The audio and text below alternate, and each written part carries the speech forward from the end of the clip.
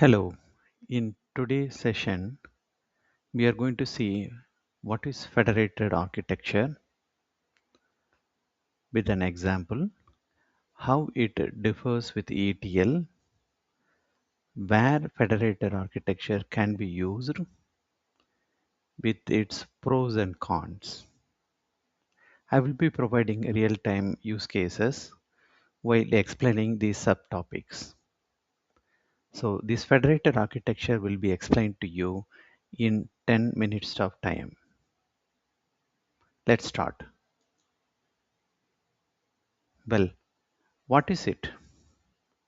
It is also called as a federation pattern or federated architecture that's widely used wherever you pull data from multiple sources. That is, this federated architecture can be used to aggregate data or services from multiple number of systems and then use it for a system or couple of other system consumption. Unlike ETL, federated architecture does not save the data it into a central warehouse. It just querying various various data from multiple number of systems and use it for a specific purpose. So typically, it sits between the client and the multiple backend services or systems. So as I said, it queries multiple number of systems and returns a single response for a particular use case.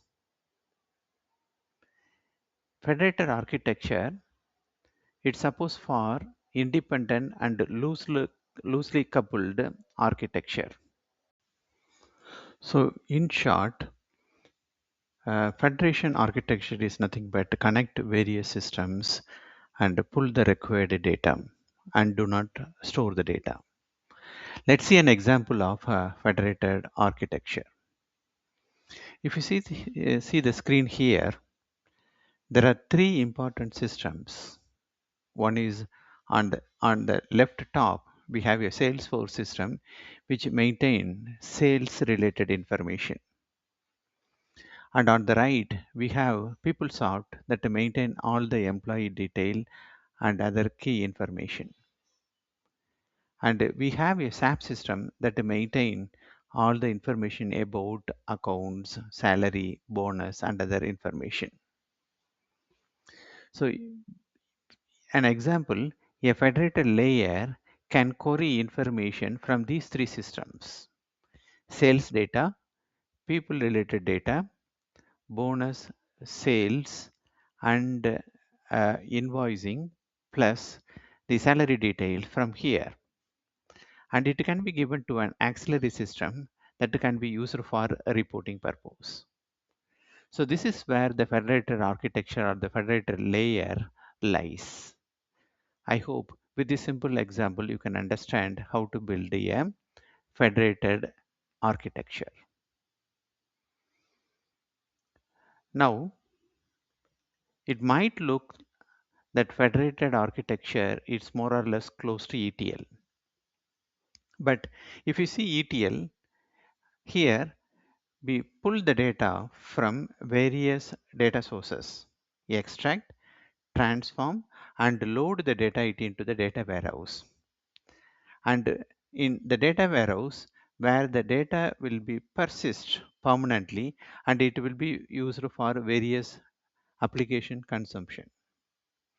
Whereas in federated architecture, you have multiple number of databases or applications which will be queried either through API or by some other means, and the result will be given real time to the application where it is needed.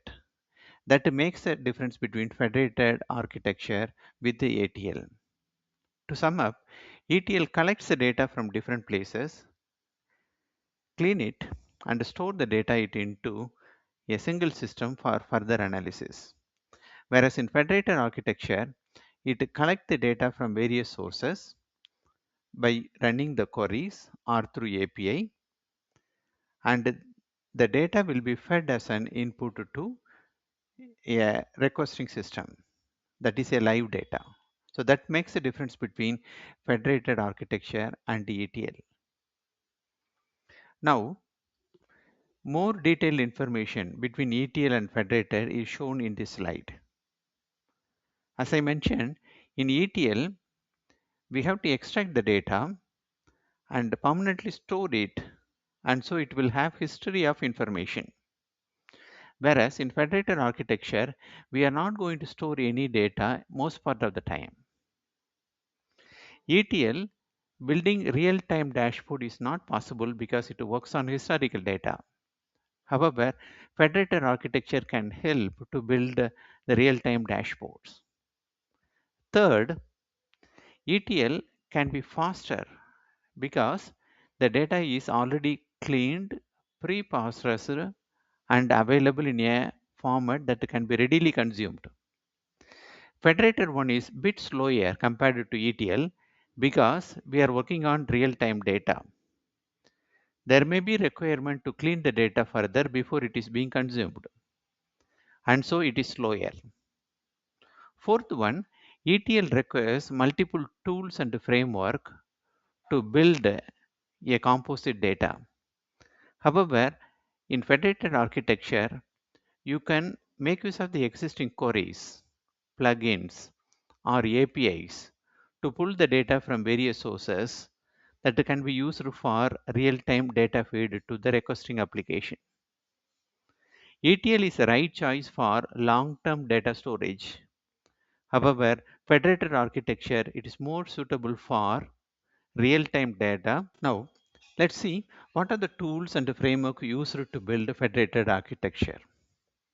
There are multiple commercially available tools exist to build the federated architecture.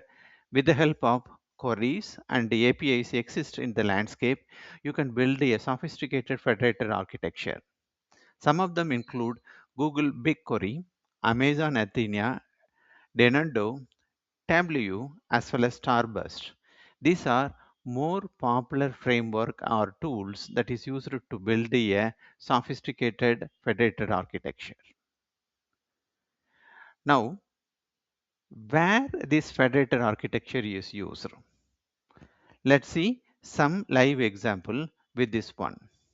Federated architecture is used in mostly on the real-time data consumption.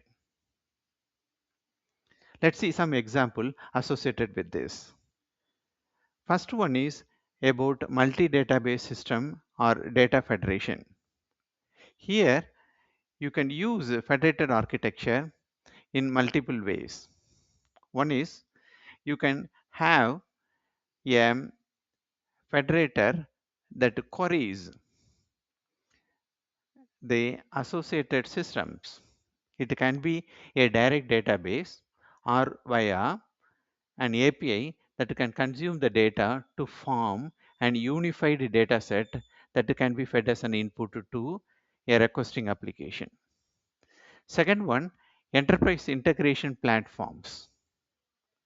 Here, the federator integrates legacy systems or ERP so that it can form an unified interface for seamless enterprise workflows.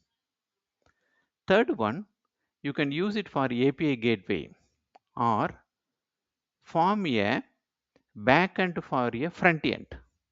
Say for example, if you are building a front end application, if it requires data from multiple number of sources, there is no need to query every application or multiple data sources. Instead, you can get to the source of truth or source of information from the federated layer. Fourth one, you can use microservices environment by combining multiple number of APIs.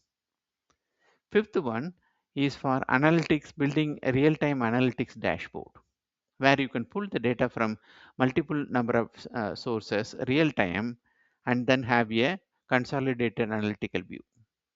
So these are some of the use cases where you can use federated architecture. Summing up, three important things that you should have to note.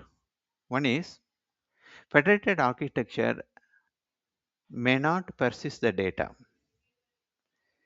Federated architecture helps you to pull real-time data. Third one, investment on building federated architecture will be very less compared to large scale ETL process because you can still. Now let's see some of the pros and the cons associated with federated architecture. The first one, using federated architecture, you can build a unified view of data from multiple number of data sources. Since you are going to use APIs and queries which connect to the interfacing applications and pull the data, you are not going to disturb anything on the core application. So it's loosely coupled.